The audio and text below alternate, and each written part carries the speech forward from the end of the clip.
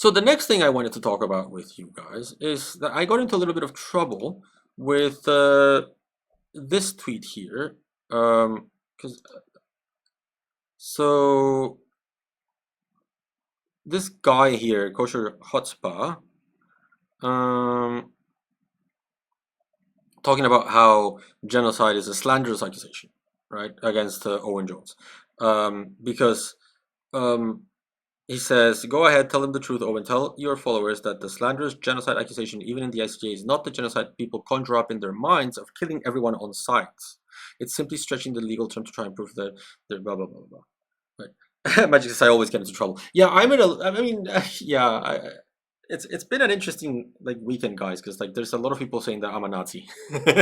um, so so I noticed this quote of like there's a mental image that people quote unquote conjure in their minds, um, and when they think of genocide, they think of um, the Holocaust, the extermination camps, killing everyone on site, an Einsatzgruppen going door to door, killing, you know, Jewish people in Europe. That's genocide. And if it's not like that, then it isn't genocide, and period. Right? And in scholarship, this is called Holocaust exceptionalism. It is the belief that the Holocaust is a specific horrible kind of killing that is different from any other form of killing, any other form of genocide. And the main argument behind it is that it's apolitical. That the Holocaust was different because it was apolitical. Because Jews were killed because they were Jews and nothing else. And nothing else. Right? So there was no political motivation behind it. They just hated the Nazis just hated Jewish people. And so Yehuda Bauer, he passed now, this professor, very famous professor of genocide studies in Israel, he would make the difference, for example, saying that the Holocaust is only about Jewish people. It's not about LGBTQ plus people. It's not about Roma people. It's not about disabled people. It's only about Jewish people. And that the other people that died in the Holocaust, they may have been the victims of mass killing, maybe extermination, but they were not genocided in the same way as Jews were during the Holocaust. And so I find that claim really difficult to understand because it places the Holocaust in a pedestal that no one can compete with. Absolutely no one can compete with. Not even the memory of the Holocaust itself.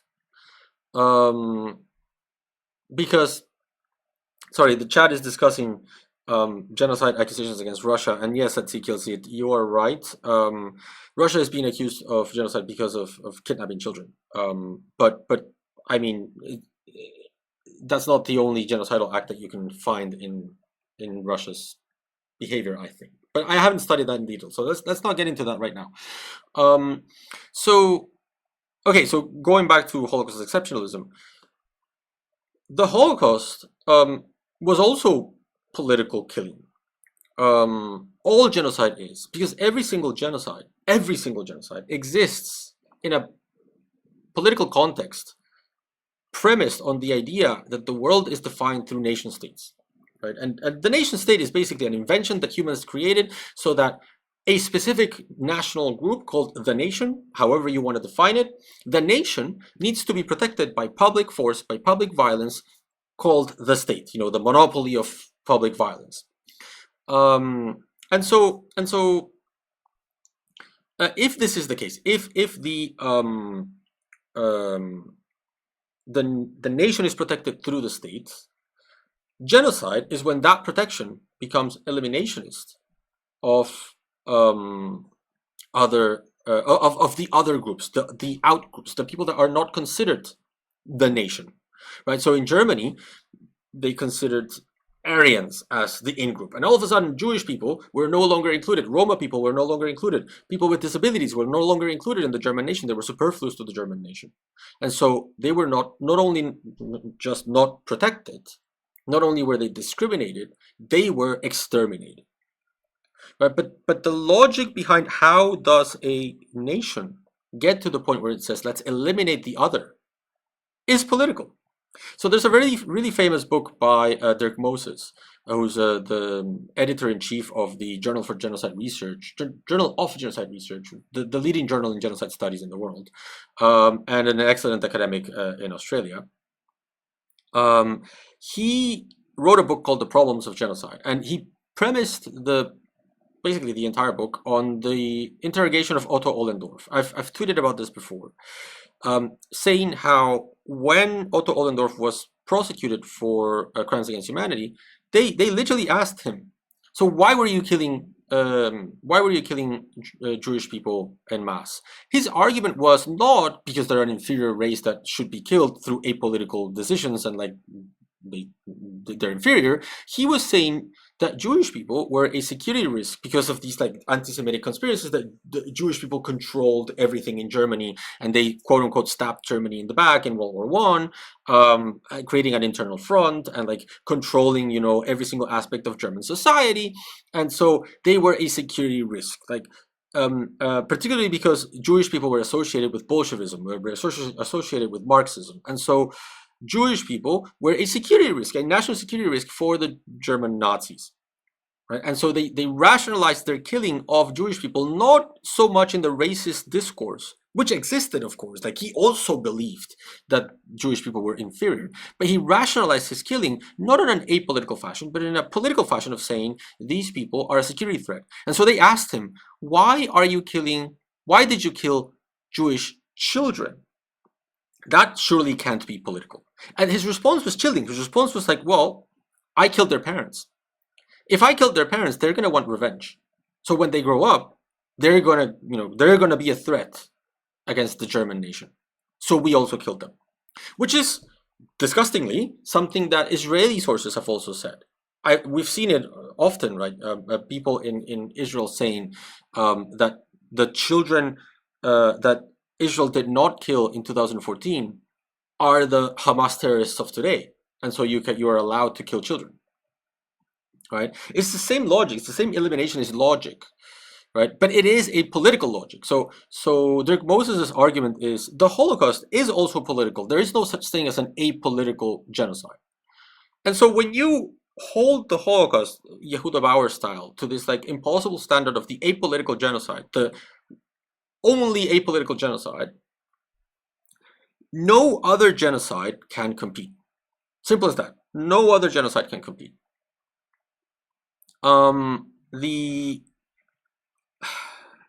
Let's put it this way. Every genocide has a political explanation. And so just like we're seeing in Gaza now, Israel would say, oh, we're not trying to exterminate all Palestinians. If I wanted to exterminate all Palestinians, I would just kill them one by one, or I would nuke Gaza, right? I am not, therefore I'm not committing genocide. What I'm doing is counterterrorism. And since it doesn't look like the genocide, like the Holocaust, then it's not a genocide. This is wrong, right? It comes from this public perception. What this guy was talking about, the image of genocide that people conjure up in their minds, that comes from movies. Right? It's Ralph Fiennes in a concentration camp, like grabbing his sniper rifle and shooting people in a concentration camp. I have no doubt that people in Nazi extermination camps were that horrendous and inhumane and actually did do that. But that is not what made the Holocaust a genocide. That was at the extreme moment, right? That was at the extreme moment of genociding Jewish people that happened. What made the Holocaust a genocide happened way earlier, and I got into a lot of trouble because I feel like people want to say to me only the final solution of 1941, 1942 onwards is a genocide, and I just can't accept that. The Warsaw Ghetto was genocidal. It was set up in 1938. Kristallnacht, also 1938, genocidal. That was part of a genocide called the Holocaust. And if you only believe that this apolitical murder through extermination camps, Ralph Fiennes with his sniper rifle, is the definition of genocide, then none of that will be genocidal. And I just can't accept that. That's just not how it works. If your definition of genocide says that the Warsaw Ghetto is not genocidal, then your definition of genocide is wrong. I'm sorry. Right? It has to be genocidal. And I feel like there's a growing problem with people starting to believe that and starting to say, no, the Holocaust is not all a genocide, only the final solution is a genocide. That's terrible, because then nothing will look like that. Every single genocide in history happens in a specific political context. So the extermination camp, the final solution, is part of that political context of the Holocaust. No other genocide is going to look exactly like the Holocaust. And if you put the Holocaust as the benchmark for every single genocide, then no genocide will ever be genocide. Not even the Rwandan genocide will be genocide, because Rwandan genocide didn't have extermination camps. It had people with machetes going and chopping up people in the streets. So that's not like the Holocaust, so that wouldn't be genocide either. Srebrenica would not be a genocide, because during Srebrenica, during the mass killing of Bosnian Muslims in Srebrenica, they actually split up the women and children on one side and the men on the other side, and they killed all the men and let the women and children go. So that wouldn't be genocide, because in the extermination camps, children and women were also killed. And so no genocide would actually be genocide. So this is like, Holocaust exceptionalism creates a very serious problem for the study of genocide. So I got into trouble because I said this, basically. One more thing. If you look at the definition of genocide, I would say, let me put the definition of genocide on the screen. It's very expressly so that you don't require killing to commit genocide. Right, so I think you can see it here. Okay, so genocide is the following acts when committed with the intent to destroy, right? A, killing members of the group. Do you need killing to commit this? Of course, obviously. Obviously you need to kill people to kill members of the group. But that's it. No other requirement here requires people dying. Right, so B, causing serious bodily or mental harm to members of the group. Does causing serious bodily or mental harm to members of the group require you to kill those people? No, because if it required you to kill those people, then it would be item A, not item B. Right, so in item B, causing serious bodily or mental harm, you don't need to kill anyone. C, deliberately inflicting on the group conditions of life calculated to bring about its physical destruction in whole or in part. Do you need people to die in item C? No. You only need to have inflicted on the group conditions of life that are calculated to bring about their destruction. You calculated that they would kill them. If you're an idiot at genocide, if you are the worst genocider in history, and you subject people to conditions of life thinking this will kill them, ha ha ha, I will get rid of them, and then it doesn't work, you still committed genocide. You still subjected people to conditions of life calculated to bring in about their physical destruction in whole or in part. It does not say deliberately inflicting the group conditions of life that bring about their destruction. It says that are calculated to bring about their destruction. You need to want to kill them, right? Not so much achieve the killing. So you also don't need people being killed here. D, imposing measures intended to prevent birth within the group. Literally, you don't need anyone to die here. And I mean, I don't want to get into a discussion about whether an abortion is a killing or not, but because yes, of course, carrying mass abortions here would be genocidal, right? Of course, and then you would be killing unborn people, right? Not you would be killing embryos and fetuses, right? And we can have a discussion about whether that means killing someone or killing a person or not. I don't believe in pre-birth personhood. But that's not even what I'm talking about. What I'm talking about is if you engage in a policy of systematic sterilization with the intent to destroy, you don't need to even kill. You don't need to even commit an abortion. to commit genocide. If you mass sterilize people, like say Denmark did in Greenland, and like Peru did in the 90s, and you can prove that there's genocidal intent, then you are committing genocide, and you don't need to kill anyone, right? And E, forcibly transferring children to the group to another group. This is what Satsikel was saying. This is what Russia is doing in Ukraine. It's grabbing Ukrainian children, kidnapping them, and sending them to Russian families to grow up as Russian. This is genocide, and no one needs to die for you to do it. Right? So in items B, C, D, and E, no one needs to die for you to commit genocide. The only reason why people think that genocide is only item A is because of movies. It's because of Hotel Rwanda and Schindler's List. Right? That's the reality. I mean, the public perception of what genocide is completely different to the actual reality of what genocide is in law. Right?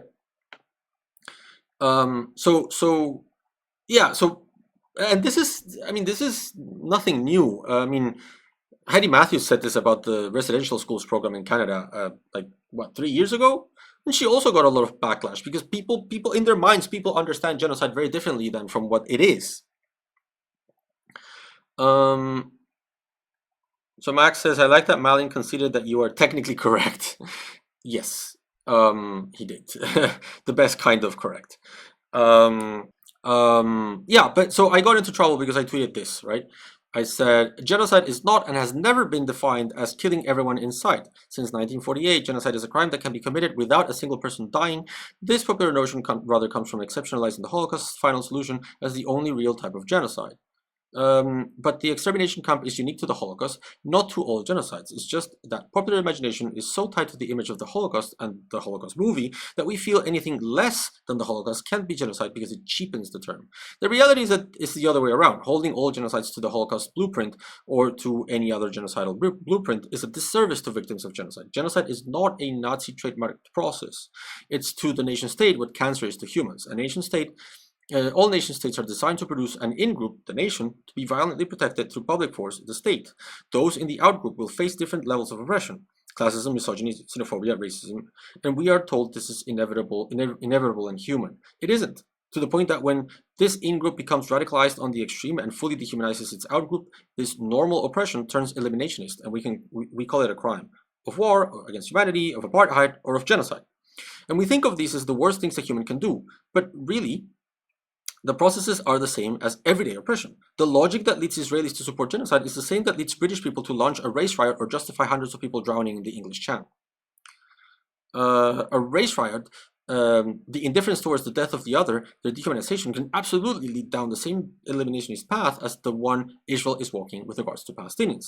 And if genocide is just the nation state going too far in its nation statelessness, if it is cancerous nation statehood, then it can't be a single blueprint because no two nation states construct their in and out groups the same. What makes genocide genocide, therefore, is not the processes through which it occurs, but the objective it seeks. You can commit a genocide by kidnapping children, by preventing births, and yes, by mass killing. But mass killing, or as in here, killing everyone on sight, is not a requirement of genocide. Israel does not need to go house to house, executing each Palestinian with a shot to the head, Einsatzgruppen style, to commit genocide. Those who claim it does may believe that they are protecting the seriousness of genocide, that if everything is genocide, then nothing is genocide. But in reality, by demanding that everyone genocides like the Nazis, what they are doing means nothing will ever be genocide. And if nothing is genocide, then nothing is genocide. All this does is make sure the world keeps on failing victims of genocide the way it has failed pretty much all victims of genocide, including Jews. So apparently, this is a highly controversial statement to make. Apparently, this is like the worst thing you can say. Right? I got like, I'm actually gonna, let's do some masochism. So you cannot communicate with people who change the definition of words. The goal here is to twist the meaning of genocide so that no matter what Jews actually are doing in Gaza, it's genocide. Confused Biden.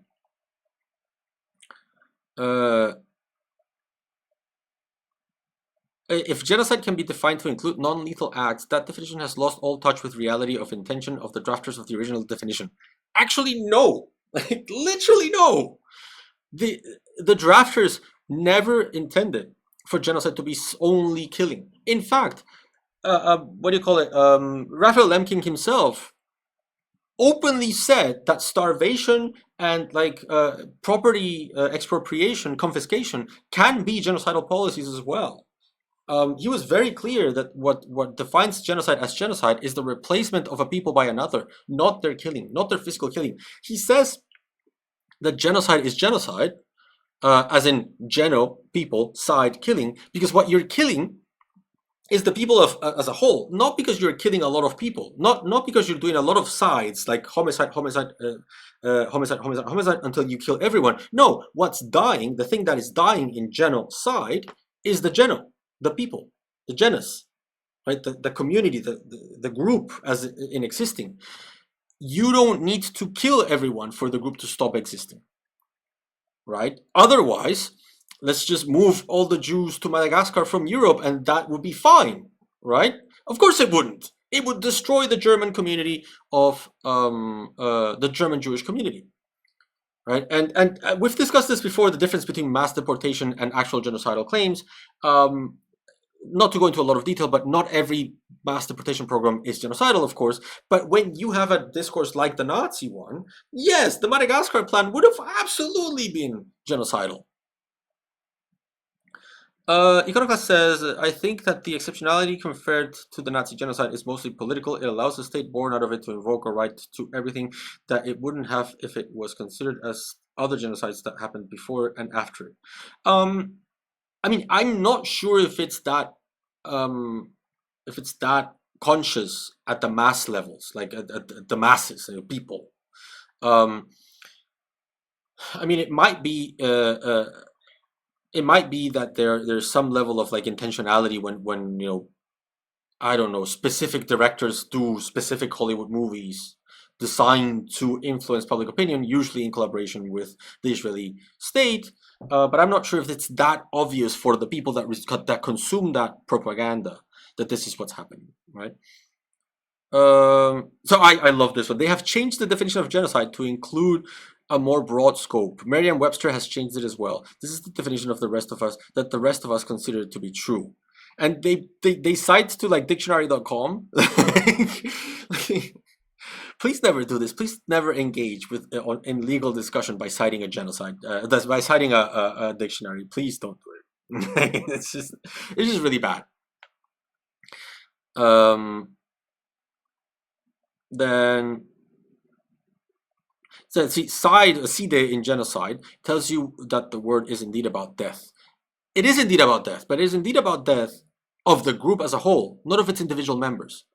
People like these do not communicate meaning. I mean, I've studied the meaning, so.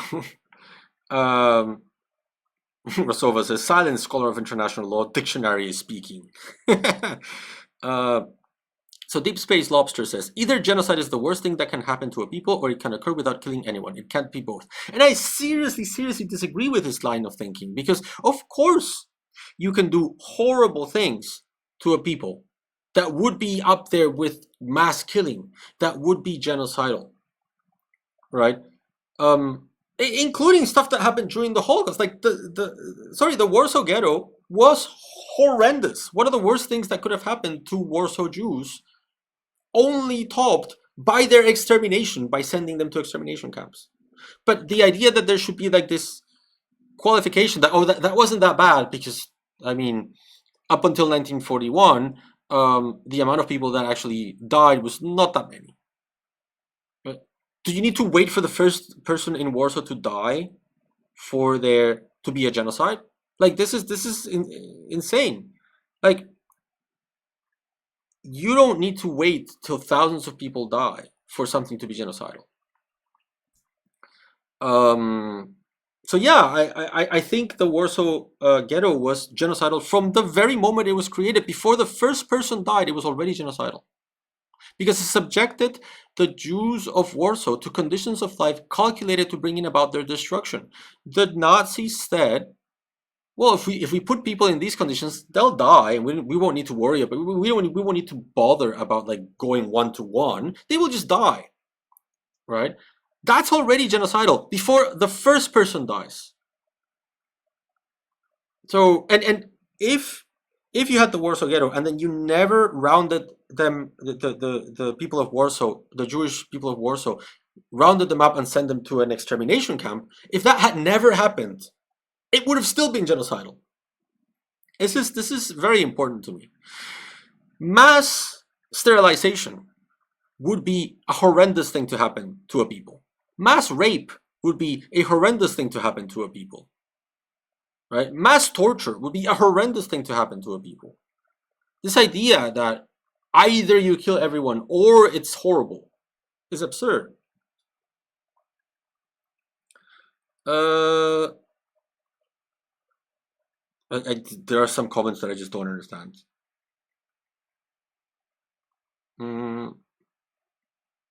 Some people genuinely, truly in their bones believe that if you just redefine words, then reality changes. And not only that, people had always been using the new definition. So I will say this. I do believe that if you redefine language and you redefine words, you can change reality. I believe in the performative function of language.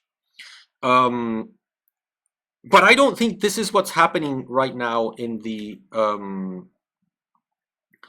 in this discussion. I don't think what we're doing is saying, oh, let's just say that everything is genocide so that everything can be genocide, so that Israel can commit genocide.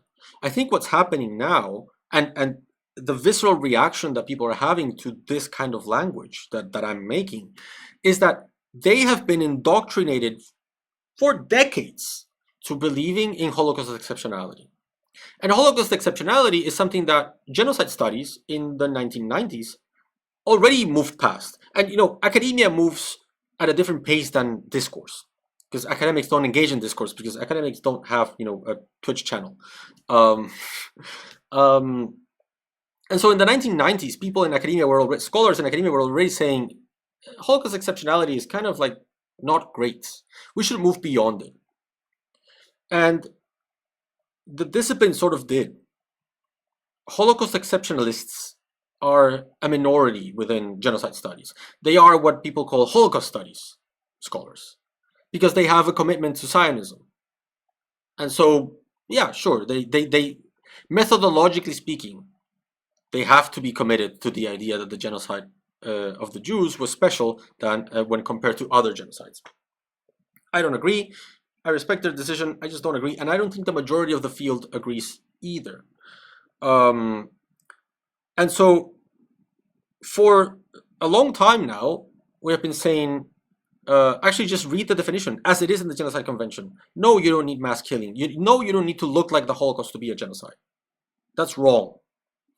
And I think now that, and then of course, then Bosnia happened, and then Rwanda happened. And these are genocides that sort of like Srebrenica and Rwanda looked like the Holocaust enough so that they reinforced the public's perception.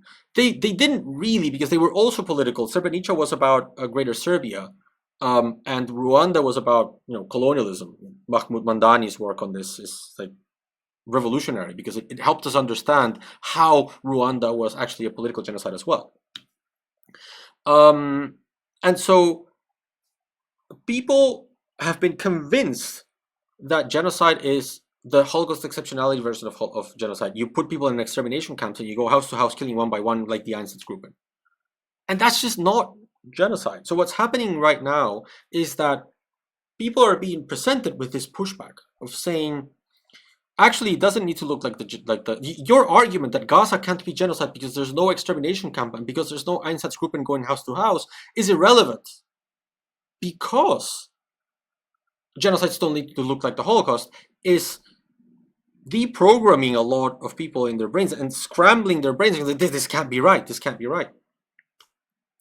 Right. So what's going on now is that people are slowly transitioning away from their brainwashed version, their programmed version of what genocide is, their popular culture version of what genocide is, and transitioning to catch up to the discipline, catching up to genocide studies, catching up to the definition of genocide, catching up to the Genocide Convention, that genocide does not need mass killing. That's what's going on, right? So I actually don't think that Like I do believe that language can change reality, but what I think the reality that is changing here is a socially constructed reality where genocide can only be understood as the Holocaust. That's what's changing.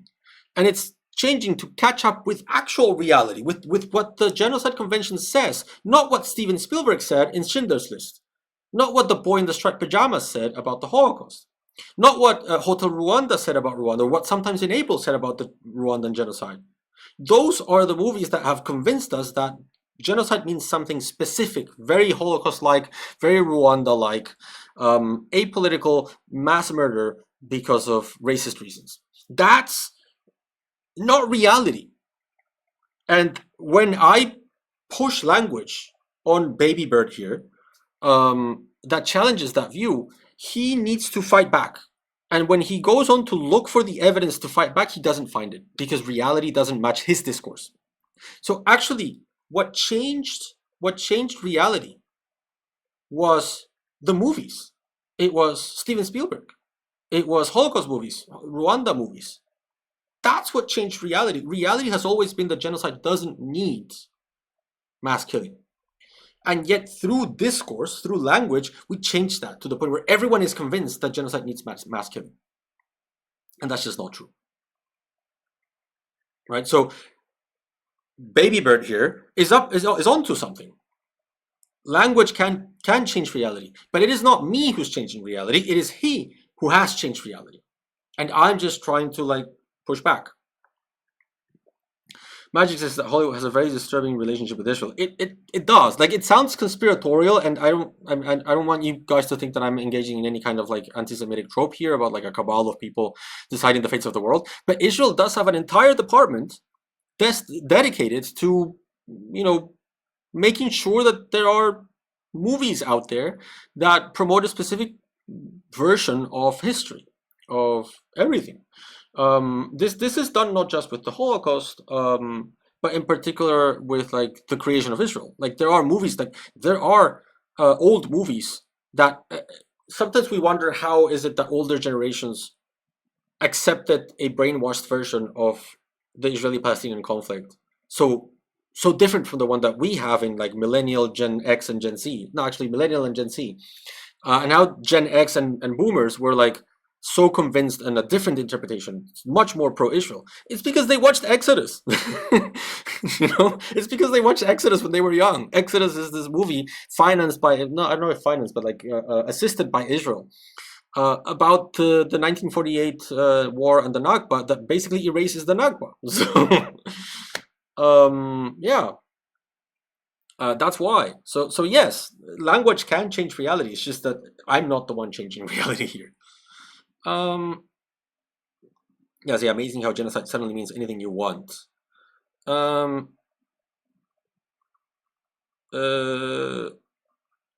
think there are no more new arguments here.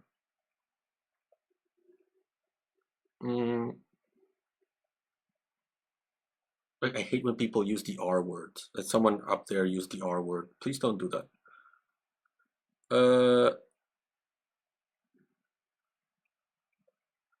See, this is the Holocaust wasn't that big a deal, which is why you should give Gaza the same level of reverence. No, the Holocaust was a huge deal,